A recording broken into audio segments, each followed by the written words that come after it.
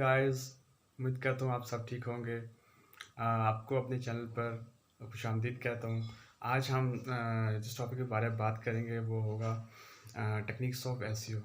Techniques of SEO basically दो techniques होंगी, on page SEO और ऑफ पेज एसईओ। तो आज हम ऑन पेज एसईओ के बारे में पढ़ेंगे। तो चलिए व्यूअर्स, बिना टाइम ज़ाया किए शुरू करते हैं।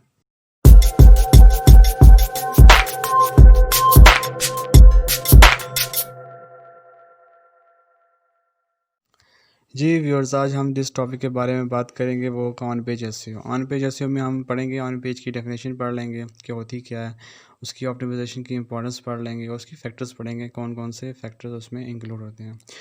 तो व्यूअर्स, वीडियो को लास्ट तक देखिएगा ताकि आपको एक टिप्स दूँगा और उसके साथ आपको बताऊँगा कि ये जो हम पढ़ रहे हैं ये किस लेवल पर इस्तेमाल हो सकते हैं। तो चलिए स्टार्ट करते हैं। Purpose of SEO. पहले सबसे पहले आपने ऑन पेज एसईओ करने से पहले पर्पज़ याद रखना है कि एसईओ हम क्यों कर रहे हैं।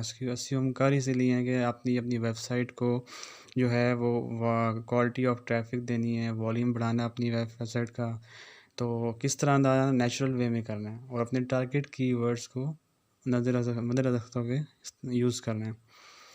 कीवर्ड जो है बेसिकली मैंने आपको पहले पढ़ा चुका हूँ, इसलिए पढ़ाया था ताकि ऑन पेज एसईओ में इसको बार बार जिक्र होगा। ऑन में अगर आपने वीडियो नहीं देखी तो मैं लिंक डिस्क्रिप्शन में दे दूँगा, वहाँ जाकर पहले कीवर्ड्स के बारे में पढ़ें, कीवर्ड रिसर्च के बारे में पढ़ें, फिर इस लेक्चर को लीजिएगा तो समझ आ जाएगी। तो ऑन पेज एसईओ क्या होती है?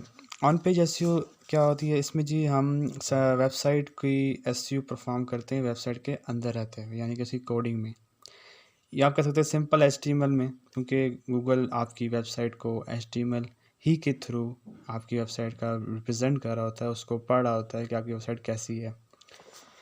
तो उस एचटीएमएल में कोडिंग में जो हम काम करेंगे वो बेसिकली ऑन पेज एसईओ होगी, यानी कि आपके पेज लेवल पर एसईओ परफॉर्म की जाएगी। ये बहुत ज़रूरी है आपकी वेबसाइट एसईओ, क्योंकि इसके ज़रिए जो है वो आपकी वेबसाइट की स्पीड और आपसे की ऑप्टिमाइजेशन बेटर होगी और गूगल इसको जल्द लोड करेगा। ये सब चीज़ें इसके थ्रू परफॉर्म की जाती हैं। तो इसकी इम्पोर्टेंस पढ़ लेते हैं। इम्पोर्टेंस में यही है कि ये आपकी जो कम्प्लेक्स पार्ट होता है ना, उसको आसान कर देती है। वो इस तरह के आपकी जो चीज़ें एचटीएमएल के अगेंस्ट होती हैं, जिस तरह एचटीएमएल लिखनी होती हैं, वो चीज़ें इंपॉर्टेंट होती हैं। तो गूगल उस चीज़ को इम्पॉर्टेंट देते हुए आपकी वेबसाइट पे अगर वो चीज़ इंक्लूड हो जाए तो उसको प्रेफर करेगा। तो ऑन पेज लेवल पे जो चीज़ें कंप्लीट होनी चाहिए नेचुरल वे में, वो लाजमी है। वो बेशक डेवलपर करे या आप खुद करें, बेसिक एचटीएमएल आपको आती है तो आपको इस चीज़ का अंदाज़ा होगा। अक्सर लोग कहते हैं 30% जो है वो इसकी इंपॉर्टेंस है आपकी एसईओ परफॉर्म होने में, आपकी वेबसाइट की रैंकिंग में। कुछ कहते हैं 70% है, लेकिन हमें 30 और 70% के चक्कर में नहीं पड़ना। हमने ऑन पेज एसईओ करनी है ताकि हमारी रैंकिंग इंप्रूव हो सके। लेकिन आज के दौर में मेरे ख्याल से, जो मेरा पॉइंट ऑफ व्यू है, उसमें वाकई 70% है, क्योंकि ऑन पेज एसईओ बाकी जो रह जाता है वो ऑफ पेज एसईओ, जो आपकी प्रमोशन करनी होती है, लिंक लेने होते हैं, बैकलिंक, वो आप पढ़ेंगे बाद में। लेकिन 70% आजकल ऑन पेज एसईओ का बहुत इंपॉर्टेंट रोल चल रहा है। तो चलिए गाइस, हम पढ़ते हैं कि इसमें कौन कौन से फैक्टर्स हो सकते हैं ऑन पेज एसईओ में। पहला फैक्टर्स टाइटल टैग है, डोमेन है, फिर मेटा डिस्क्रिप्शन है, मेटा कीवर्ड्स होते हैं, यूनिक कंटेंट होता है। ये सारे हम बारी बारी जो है पढ़ते हैं। टाइटल टैग, बेसिकली आपको पता होगा कि हर पेज का एक टाइटल होता है और उसको एचटीएमएल में लिखने के लिए टाइटल टैग को यूज़ किया जाता है। टाइटल टैग इंपॉर्टेंट इसलिए होता है कि वो स्टार्टिंग में आता है, सबसे पहले गूगल उसी चीज़ को नोट करेगा। तो इस चीज़ को आपने इस टाइटल सबसे पहले आने की वजह से आपने अपना कीवर्ड जो है उस टाइटल टैग में लिखना होता है, और हर पेज के लिए यूनिक टाइटल लिखना होता है। सेम टाइटल लिखना शुरू कर देंगे तो गूगल को समझ नहीं आएगी आपका पेज को, यूज़र आपके पेज को कौन सा यूज़र कौन सा आपके पेज को चाहता है। इसलिए आपको कोशिश करनी है कि हर टाइटल टैग के, हर पेजेस के लिए टाइटल टैग डिफरेंट होना चाहिए। आप वैसे तो गूगल ऑलमोस्ट 200 फैक्टर्स को देखता है, ऑलमोस्ट बहुत सारे फैक्टर्स हैं, लेकिन जो हम पढ़ रहे हैं वो बेसिकली ऑन पेज का कह सकते हैं आपके मोस्ट इम्पॉर्टेंट जो है वो फैक्टर्स हैं। इसके बगैर तो बिल्कुल गुजारा नहीं है, ठीक है, आपने ये लाजमी करने होते हैं। उसके बाद टाइटल में आपने हमेशा अपना कीवर्ड सर्च करके लिखना होता है और मैक्सिमम लेंथ 70 होनी चाहिए। जैसे कि मैं आपको अपनी जो वेबसाइट है स्किल डीलर, उसका मैं दिखा देता हूँ आपको। बेसिकली वो बनी तो ब्लॉगर पे है, लेकिन उसमें भी टाइटल लिख रहा होता है। तो अभी हम देखते हैं अपनी वेबसाइट को।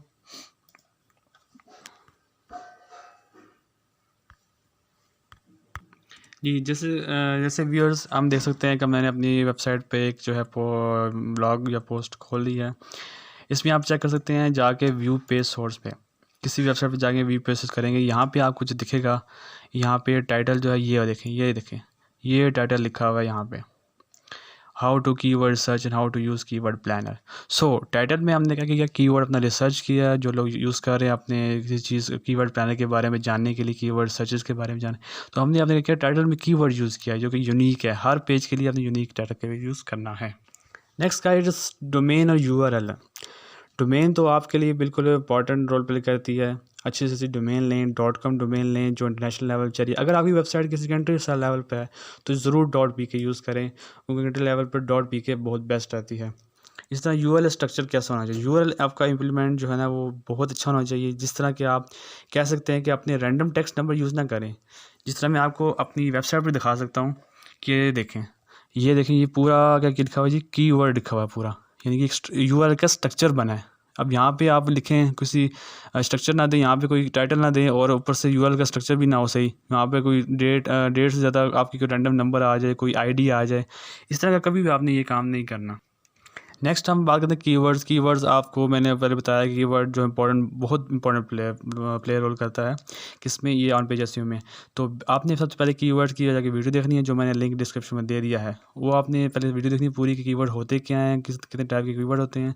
उसके बाद आगे ये लेक्चर लेना है, क्योंकि कीवर्ड रिसर्च जो है अपनी कीवर्ड जो है हमने फ्रेजेस में लिखनी होती है, यूनिक वर्ड होती है, मैक्सिमम 10 लेंथ होती है। और रिसर्च कीवर्ड सर्च तो बहुत इंपॉर्टेंट होती है। आपने अपने पहला स्टेप यही होता है कीवर्ड रिसर्च करना, क्योंकि हम टाइटल में भी यूज़ कर रहे होते हैं, अपने डिस्क्रिप्शन में भी यूज़ कर रहे होते हैं, हम बहुत सी जगह भी यूज़ करते हैं इसको। तो कीवर्ड आपने बेसिकली पहले अपना टारगेट कीवर्ड लेना है जो आपने जिस पे आपने पेज को रैंक करवाना होता है।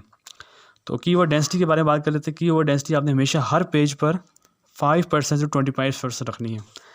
अगर आप 25% से ऊपर चले जाएंगे 20% तो क्या होगा कि गूगल आपकी जो पेजेस को जब चेक करेगा तो वो समझेगा कि यहाँ पे कीवर्ड स्टफिंग की गई है, जान के ये पूछ के किया गया है ताकि आपका पेज रैंक हो सके। तो इस चीज़ से अवॉइड करना, ये ब्लैक हेड एसईओ में चले जाएगी तो आपकी जिससे आपकी पेज का रैंक डाउन हो जाएगा। नेक्स्ट हम पढ़ लेते हैं LIC कीवर्ड। अब LIC कीवर्ड्स भी एक टाइप है कीवर्ड्स की, जिसमें आप हाँ कह सकते हैं कि गूगल आपके जो पेजेस पे आएगा और उसके आपके कंटेंट जो होता है वो आप डीपली अंडरस्टैंड करेगा। इसमें जो बेसिक मिस्टेक होती है ना, लोग समझते हैं कि LIC कीवर्ड्स का मतलब है कि वो जो हम कीवर्ड यूज़ करें उसका सिनोनिम होगा, उससे रिलेटेड जितने भी होंगे। नहीं, ये गलत अप्रोच है। जो हमने कीवर्ड यूज़ किया है ना उसके जो सिनेरियो होंगे, यानी उसका बिहेवियर कैसा होगा, उसके जो लिहाज से जो भी चीज़ें हम यूज़ करेंगे उसको डिस्क्राइब करने के लिए। जैसे हम जॉगिंग के बारे में लिख रहे हैं, जैसे मैं फॉर एग्जांपल बता दूं जॉगिंग के बारे में, तो जॉगिंग में रनिंग भी आ जाती है, यानी सिनोनिम उसका रनिंग आ गया ना। लेकिन जब हम LIC वर्ड की वर्ड यूज़ करें तो उसमें क्या होता है कि आप जॉगिंग के बारे में लिखेंगे, जॉगिंग के लिए क्या चीज़ ज़रूरत है, क्या जैसे जॉगिंग की जाती है, जैसे शूज़ ज़रूरी होती हैं, कार्डियो करनी होती है जॉगिंग के लिए भी, कोई एक्सरसाइज करनी होती है, एक्सरसाइज के बारे में लिखेंगे, ना कि जॉगिंग का सिनोनिम लिखेंगे कि जॉगिंग को रनिंग भी कहा जाता है। तो ये बेसिकली LIC की वर्ड्स होते हैं। तो लोग समझते हैं सिनोनिम्स होते हैं, जो कि गलत कंसेप्ट है। तो आपने अपनी जो कंटेंट है उसको एक्सप्लेन करने के लिए जो चीज़ें यूज़ कर सकते हैं। जैसे मैं आपको एग्जांपल दे सकता हूँ, जावा है। जावा बेसिकली कोडिंग है, कोडिंग लैंग्वेज भी है और इंडोनेशिया में एक आइलैंड भी है। तो गूगल को कैसे समझ आएगा कि जावा के बारे में क्या मैं इसको यूज़र को प्रेजेंट करूँ। तो जब जावा के साथ टूरिज़्म के लिखेंगे तो समझ जाएगा कि आइलैंड के बारे में ही बात कर रहा है, और जावा के साथ हम कोडिंग के बारे में लिखेंगे, क्लासेस के बारे में लिखेंगे, तो वो जावा की कोडिंग से रिलेटेड चीज़ें को आपको सर्च में दिखाना शुरू कर देगा। तो बेसिकली कि गूगल जो है इस तरह समझ रहा होता है। तो LIC कीवर्ड्स ये होते हैं कि आपने उसके साथ उसके सिनेरियो को एक्सप्लेन करने के लिए, उसके कंटेंट को बताने के लिए कि किस किस्म का कंटेंट है, उसको डीपली अंडरस्टैंड करने के लिए यूज़ किए जाते हैं, जो कि बहुत इंपॉर्टेंट है। हम इस LIC कीवर्ड्स को निकाल भी सकते हैं, आप इस टूल के ज़रिए निकालते हैं। चलिए हम गूगल चलते हैं। जैसे कि हम देख सकते हैं कि हमने LICgraph.com, आप कुछ भी सर्च करें कुछ भी वेबसाइट आ सकते हैं, लेकिन ज़्यादातर पेड आते हैं। तो हम बेसिकली ये फ्री यूज़ कर रहे हैं, तो फ्री में जो है वो यही चीज़ मुझे अच्छी लगी इस वेबसाइट को, तो हम चेक कर लेते हैं।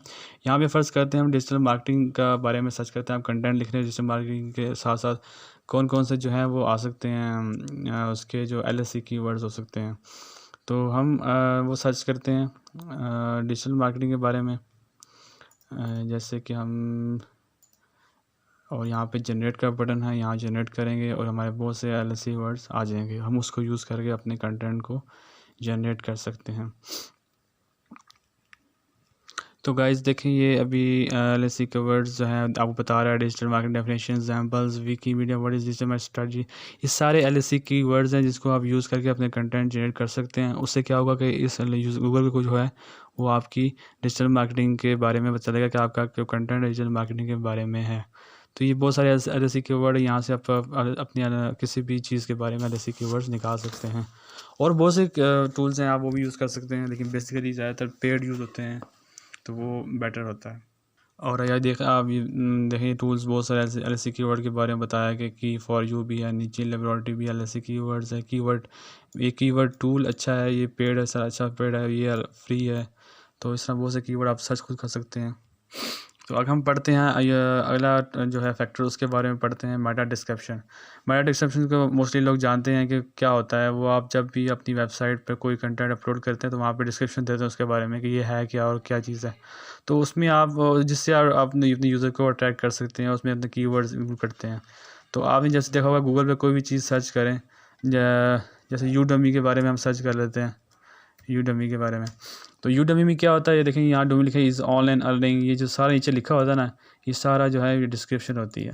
ठीक है, ये यूडमी, ये सारा डिस्क्रिप्शन होती है।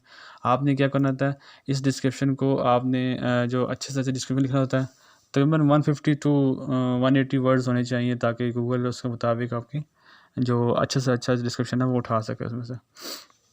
उसके बाद कंटेंट के बारे में बात आती है कि आप वाकई आपका जो कंटेंट होता है वो किंग होता है।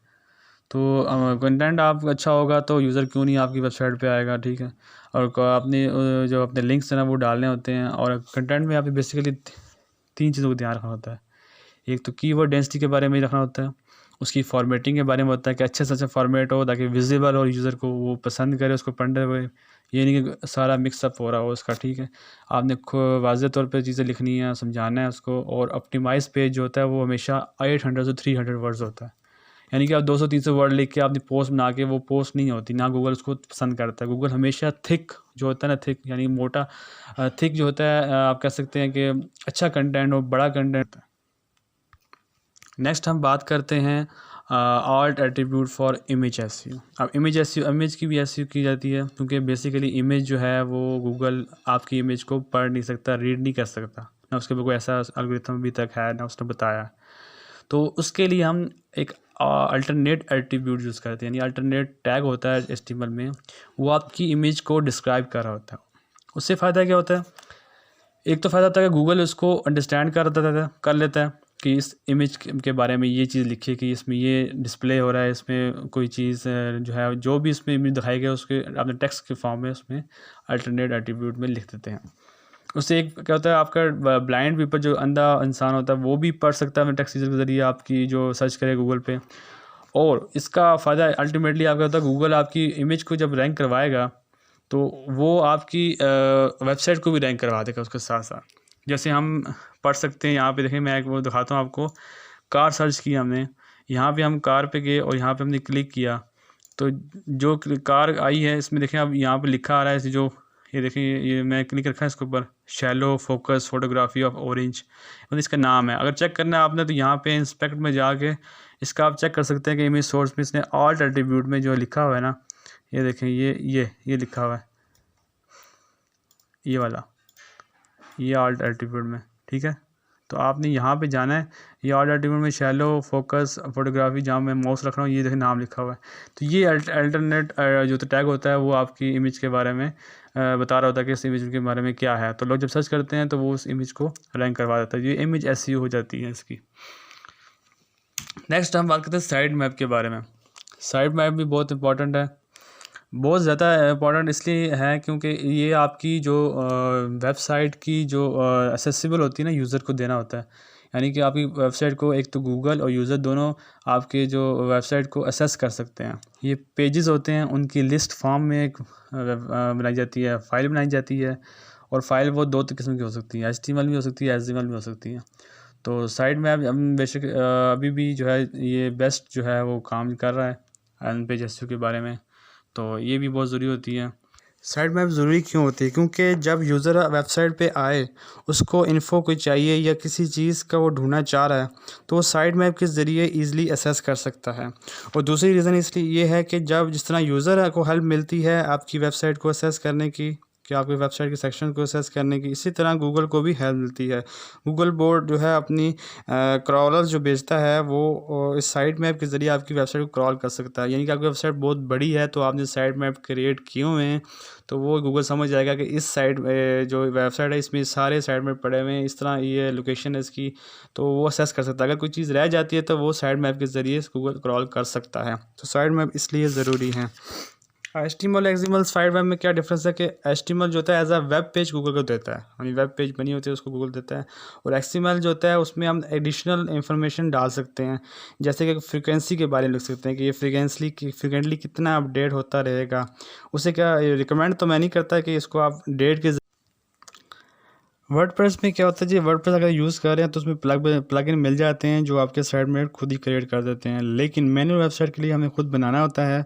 तो हम खुद से बनाने के लिए या तो डेवलपर से हेल्प ले सकते हैं या फिर हम पेड या फ्री साइड मैप्स जो होते हैं वो बनाने के लिए जो साइट्स होती हैं वो अवेलेबल होती हैं। तो हम उसमें से एक फ्री साइट जो है वो हम देख लेते हैं अपनी एक तक कैसे बनाते हैं साइड मैप को, और साइड मैप को बनाने के बाद हम इस चीज़ को गूगल सर्च कंसोल जो होता है उसमें अपलोड करके अपनी वेबसाइट को गूगल को फाइल देते हैं ताकि वो हमारी वेबसाइट को अच्छे से क्रॉल कर सके।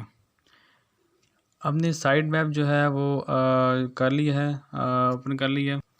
अब इसमें आप कोई भी वेबसाइट का नाम देख सकते हैं अपनी वेबसाइट का जो आपने जिसके साइड मैप क्रिएट करने हैं। तो हम यहाँ बेसिकली किसी वेबसाइट का ले लेते हैं, जैसे कि वट मोबाइल का ले लेते हैं, ठीक है, ये वट मोबाइल का लिख लेते हैं। जिस तरह हमने यहाँ वट मोबाइल का आपने जो है वो यूआरएल डाल दिया। अब ये सारा प्रोसेस करेगा, चेक करेगा कितने पास हो गए, कितने रिमेनिंग हो गई, ये स्कैन करेगा, सारा स्कैन करेगा। तो तब तक स्कैन करता है, ये स्कैन करेगा, सारा स्कैन करेगा। तो तब तक स्कैन करता है, तब तक हम जो है वीडियो को थोड़ा पास कर देते हैं। तो गाइस उसने अपने सारे साइड मैप क्रिएट कर दिए हैं, आप देख सकते हैं। ये देखिए वर्ड मोबाइल रिव्यूज़ है, न्यूज़ आउटलेट, फीडबैक, सारे इसके पेजेस हैं, उसके साइड मैप उसने दे दिए हैं, किस डेट को है, प्रॉपर्टी खुद सर्च कर दी कि प्रॉपर्टी क्या है इनकी। तो ये चीज़ साइड मैप क्रिएट कर दी उसने। अगर आप इसको देखना चाहते हैं तो आप इसको डाउनलोड कर सकते हैं यहाँ से, ठीक है। डाउनलोड करके आप किसी भी टेक्स्ट एडिटर में खोल के उसको साइड मैप को देख सकते हैं, और इसको इसकी फाइल बना के आप अपने सर्वर पर अपलोड भी कर सकते हैं ताकि आपकी गूगल जो है वो आपकी वेबसाइट को अच्छे से क्रॉल कर सके। अच्छा, उसके बाद नेक्स्ट हम बात करते हैं टैग्स के बारे में। बेसिकली 2 टैग्स को बहुत इंपॉर्टेंट जो है वो गूगल की गाइडलाइंस के मुताबिक 2 टैग्स जो ऐसे हैं वो बहुत इंपॉर्टेंट है, जिसमें H1 आपकी हेडलाइन आ जाती है और H2 आपको सब हेडिंग में कहा जाता है। ये HTML में टैग्स होते हैं। H3 जो बेसिकली बहुत माइनर उसका फ़र्क इतना नहीं पड़ता। H4 H5 यूज़ करने से क्या होता है कि आपके एसईओ में बहुत फ़र्क पड़ता है। उसमें जो गूगल बूट्स हैं वो आपके H4 H5 की हेडिंग्स को नहीं असेस कर पाते। आप H1 H2 यूज़ करें क्योंकि इससे आपकी बेटर एसईओ होगी और रीडेबल फॉर्म में होती है, इसलिए H1 H2 को टैग को कंसिडर किया जाता है। आगे बोल्ड और स्ट्रॉन्ग के बारे में बात कर सकते हैं आप। बोल्ड टैग भी होता है, स्ट्रॉन्ग और टैग और इटैलिक टैग। आपने इटैलिक टैग यूज़ नहीं करना, और इटैलिक यूज़ किया तो उसमें आप गूगल के एक्सेसिबल नहीं हो सकती। बोल्ड में आप ज़रूर कर सकते हैं, बोल्ड यूज़ करें, स्ट्रॉन्ग यूज़ करें, तो इससे भी आपकी एसईओ में बहुत माइनर सा फ़र्क पड़ सकता है, लेकिन फ़र्क पड़ सकता है। W3C वैलिडेशन, जैसे मैंने शुरू में बात की थी कि वैलिडेशन बहुत ज़रूरी है। आपने जो भी अपने HTML कोड लिखा है ना, वो जब तक आपका वैलिडेट नहीं होगा, अच्छा से लिखा नहीं होगा, आपका जो सिंटैक्स है ना HTML का, वो अगर सही तरह नहीं है जो कंपनी ने बताया है, तो अगर वो सही नहीं है तो गूगल आपकी वेबसाइट को असेस नहीं कर सकता, क्योंकि वो अपने उस वैलिडेशन के थ्रू ही असेस करेगा जब आपने सही तरह लिखा है। जिस तरह मैंने देखा बहुत से लोगों ने अपनी इमेज डाली होती है लेकिन उसमें अल्टरनेट एट्रीब्यूट कभी नहीं डाला होता। हमेशा हर वेबसाइट में ये जो है कम ही रहती है इसमें, यानी आप उसमें वो चीज़ इंक्लूड ही नहीं की जाती, जो कि बहुत गलत बात है। उससे भी आपके एसईओ में फ़र्क पड़ता है। नेक्स्ट अब आते हैं internal link, external links. Internal link वही होते हैं जो आपने अपने हर पेज को दूसरे पेज के साथ लिंक किया होता है, जो आपने एंकर टेक्स्ट में दिया होते हैं, ठीक है। तो एंकर टेक्स्ट में आपको पता होगा कि क्या होते हैं HTML में, वो आप जाके पढ़ भी सकते हैं। आप थोड़ी बहुत HTML थोड़ी बहुत भी आती है तो वो आपका एसईओ करना बहुत आसान हो जाता है। एक्सटर्नल लिंक से आप घबराते नहीं है, ठीक है। एक्सटर्नल लिंक वो होते हैं जो आपके दूसरी वेबसाइट से आपकी वेबसाइट के साथ लिंक होते हैं, वो हम पढ़ेंगे इंशाल्लाह, उसको बैकलिंकिंग कहते हैं, लेकिन वो ऑफ-पेज एसईओ में होती है। लेकिन मैंने लिखना है मकसद यहाँ पे था कि दो लिंक्स तरफ होते हैं, इंटरनल लिंक्स होते हैं, एक्सटर्नल लिंक होते हैं। इंटरनल लिंक आपकी वेबसाइट को आपस में जोड़ने के लिए की जाती हैं, ताकि वेबसाइट का स्ट्रक्चर अच्छा से अच्छा हो और गूगल उसको असेस कर सके, एक वेबसाइट से दूसरी साइट पे जा सके, एक वेब पेज से दूसरे वेब पे भी जा सकते हैं। एक्सटर्नल लिंक जो होता है वो बैकलिंकिंग्स होती हैं, ठीक है, वो हम पढ़ेंगे ऑफ-पेज एसईओ में। उसके बाद एग्जांपल आप देख सकते हैं, जिस तरह गुड स्ट्रक्चर के बारे में, कि एक आपका होम पेज है, उसमें पेज ए सी डी सब है, सब के पास जा सकता है, यानी होम पेज से आप हर पेज भी जा सकते हैं, और फिर पेज ए पे जाएँ तो पेज एफ पे भी जा सकते हैं, पेज एफ पे जाएँ तो आप पेज बी भी जा सकते हैं। मतलब इस तरह लिंकिंग ऐसे क्रिएट की जाए कि उसका स्ट्रक्चर इतना अच्छा हो कि गूगल जिस पेज पे जाए तो अगले पेज पे भी जा सके। अब नेक्स्ट बात करते हैं रोबोट टॉक टीएक्सटी फाइल की। इसका रोल बहुत इंपॉर्टेंट है, क्योंकि ये ऐसी फ़ाइल है कि आप इसमें अपने ना चीज़ों के बारे में बता सकते हैं गूगल को कि आपने ये यूज़र को एक्सेस देनी है कि नहीं देनी। जिस तरह मैं लिखा हुआ है कि आप ये टेक्स्ट फाइल होती है जो आपके गूगल बूट्स को बताती है कि आपने इस साइट को क्रॉल करना है कि नहीं करना। अब इसमें 3 कंडीशन होती हैं, अलाउ, डिसअलाउ और साइड मैप। अलाउ में आप हमेशा ना रिपोर्ट आउट अपनी फाइल ना डालें अपनी साइट पे, तो वो सारी चीज़ को अलाउ रखेगा। लेकिन डिसअलाउ करने के लिए आपको ये कंडीशन देनी पड़ेगी जो नीचे लिखी कमांड्स लिखी हुई हैं, यूज़र एजेंट और डिसअलाउ ये फोल्डर, डिसअलाउ ये एचटीएमएल पेज, डिसअलाउ ये इमेज। मतलब इस तरह की 3 किस्म की जो आप लिख सकते हैं। और अगर आप सारे पेज जो ये यूज़र एजेंट का मतलब है कि आपकी जो सर्च इंजन है, यानी कि आप कोई भी सर्च इंजन आप करना चाह रहे हैं किसी यूज़र के बारे में, गूगल है और बिंग है, जिससे भी सर्च इंजन है वो सब एजेंट होते हैं। तो वो उसको आप एक्सेस देने के लिए कि आप ये सब के लिए ये चीज़ हमारे के हर इंजन में आप ये डिसअलाउ होंगे, हर इंजन में ये डिसअलाउ होंगे। अच्छा, यहाँ पे एक सवाल आता है हमेशा कि आप रिपोर्ट टेक्स्ट फाइल की ज़रूरत क्यों पड़ती है? क्यों हम मतलब इसको जनरेट करते हैं, ताकि क्यों जनरेट करते हैं, क्यों हम अपने कंटेंट को अब गूगल से या गूगल को कहते हैं कि हम ये इसकी अप्रोच ना करें गूगल। वो इसमें 2 किस्म के हो सकते हैं, या तो कोई स्पेशल इन्फॉर्मेशन होती है जो यूज़र से छुपाई जाती है, या आप कोई भी कंटेंट जो है वो आप फ्री ऑफ कॉस्ट नहीं देना चाहते। जैसे आप कहते हैं ना कि यूट्यूब में भी जाते हैं, प्रीमियम करें, आप इतने पैसे देंगे, इतने कोर्स लेंगे, तो वो बेसिकली ब्लॉक किया होता है कंटेंट को। वो इस टेक्स्ट फाइल के ब्लॉक किया होता है कि अगर यूज़र ये काम करेगा तो फिर आपको इसका एक्सेस दिया जाएगा, ठीक है। तो ये 2 रीज़न इसलिए ज़रूरत पड़ती हैं, क्योंकि हम कि कोई इन्फॉर्मेशन फ्री ऑफ कॉस्ट नहीं देना चाहते तो हम यूज़ कर सकते हैं, या किसी चीज़ कोई ऐसी इन्फॉर्मेशन है जो यूज़र के लिए हार्मफुल है, वो हम उस पर ब्लॉक कर सकते हैं यूज़र के लिए, और गूगल के लिए भी ब्लॉक कर सकते हैं। इसी तरह ये इम्पॉर्टेंट इसलिए है क्योंकि इसमें अगर आपने ज़रा सी भी गलती कर दी तो फिर क्या होगा कि आपकी पूरी वेबसाइट जो है गूगल से जा सकती है, निकल सकती है वहाँ से, क्योंकि उसमें जो कमांड्स है वो बहुत सेंसिटिव होती हैं। कमांड हमें बाकायदा तौर पे आप देनी होती है, और वेब पेजेस अपने बताने होते हैं, वो बहुत सेंसिटिव होते हैं। तो इसका ध्यान बहुत रखना है, या तो आप किसी सीनियर बंदे से काम करवाएं। अब इसमें एग्जांपल पढ़ लेते हैं हम टॉट रोबोट्स की, कैसे क्या कोई एक साइड है वो रोबोट टीएक्स के बगैर है और एक साथ है, उसका फ़ायदा क्या होगा।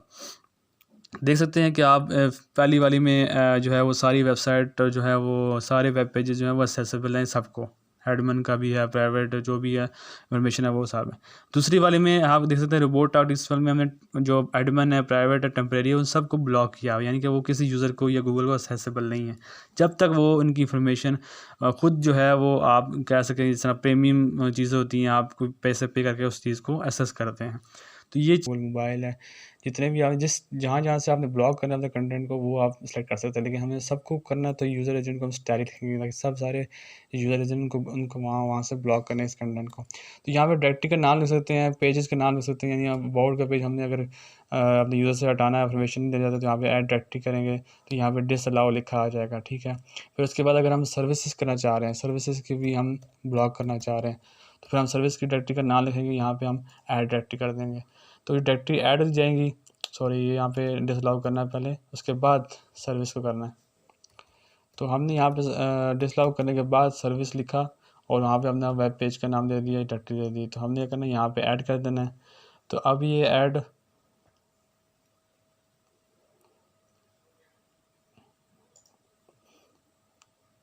देखिए ऐड हो गया है यहाँ पे, ठीक है।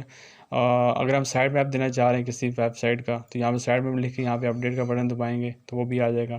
तो इन सब को आपने यहाँ से कॉपी करके एक फ़ाइल बना के अपने सर्वर पर अपलोड कर सकते हैं। तो वहाँ पे वो गूगल आपको ये जो अपलोड की हुई फाइल होगी वो चेक करेगा और आपकी वेबसाइट को असेस नहीं करेगा, या यूज़र को वो ऐसा वेबसाइट नहीं दिखाएगा। वो पेज जितने भी होंगे उस गूगल को नहीं दिखाएगा यूज़र। थोड़ा चेकलिस्ट देख सकते हैं कि हमने क्या इसमें ऑन पेज एसईओ की जो मेन चीज़ें वो क्या होती हैं। आपने हमेशा कीवर्ड सिलेक्शन अच्छी करनी है, मेटा डिस्क्रिप्शन लिखना है, ऑल टैग्स इमेज के लिए करना है, H1 टैग H2 टैग करना है, यूआर स्ट्रक्चर अच्छा होना चाहिए, इंटरनल लिंकिंग्स अच्छी होनी चाहिए, कंटेंट सबसे बेस्ट होना चाहिए, कीवर्ड डेंसिटी साइड में आपने बनाने हैं। फिर आपने ट्राई कीवर्ड्स को अच्छा ट्रैक करना है। फिर रिवॉर्ड और इस फर्क देखना है कि आपने अगर ये कोई चीज़ यूज़र से पीछे यूज़र से रखनी है, मतलब छुपा रखनी है या गूगल को नहीं दिखानी, क्रॉल ना करे उस वेबसाइट को, तो आपने यूज़ करना है। और ऑन पेज एसईओ आप बेसिकली 6 से 12 मंथ में आप एक्सपेक्ट कर सकते हैं। बहुत अच्छे से अच्छा इंसान भी हो तो वो 4 मंथ में या 3 से 4 मंथ में होती है मुश्किल से। और कुछ चीज़ें हम बात कर रहे थे जिसमें अवॉइड करनी होती है ऑन पेज एसईओ में, जिसमें हिडन टेक्स्ट नहीं यूज़ करना, इनविजिबल लिंक्स नहीं यूज़ करने, ठीक है, duplicate content, duplicate title tags मैंने बात की थी, टाइटल टैग्स को डुप्लीकेट नहीं करना, यूनिक रखना हमेशा। और यूआरएल का जो स्ट्रक्चर है वो आपके कीवर्ड्स के अगेंस्ट होना चाहिए, ना कि कोई रैंडम पेजेस होने चाहिए, कोई रैंडम नंबर होने चाहिए, वो बहुत मैटर करता है। तो डुप्लीकेट कंटेंट के बारे में हम जो है नेक्स्ट इंशाल्लाह एडवांस ऑन पेजेस में पढ़ेंगे नेक्स्ट क्लास में, कि कैसे इसको रिमूव करते हैं और कैसे डुप्लीकेशन को ख़त्म करते हैं अपने वेबसाइट से। तो इंशाल्लाह नेक्स्ट वीडियो में मिलते हैं।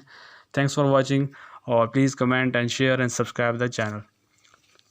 अल्लाह हाफ़िज़।